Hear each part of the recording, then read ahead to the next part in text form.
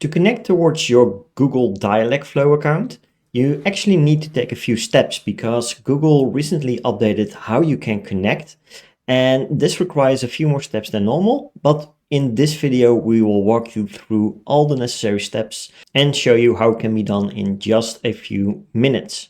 If you want to connect towards Google Dialogflow, if you press the button, you'll see that we will need a service account JSON here.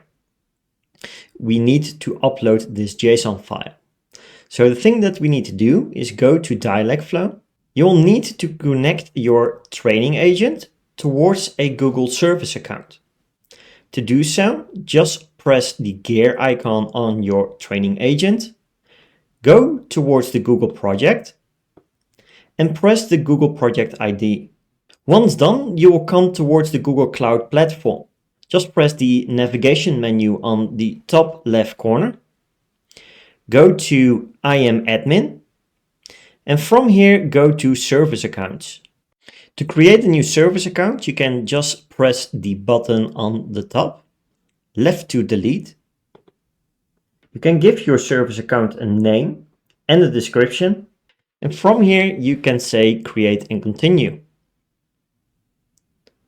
The next step is really important because from here you will need to select a role. In the filter, just type in Dialogflow. And we will need to select the Dialogflow admin, API admin.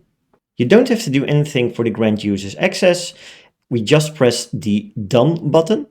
And from here we will need to create a new API key. Just go to the three dots on the right, just below action. Manage keys. From here we're going to select add new key, create a new key, and we're going with the key type JSON. Once pressing create, it should also download the JSON file directly towards your computer.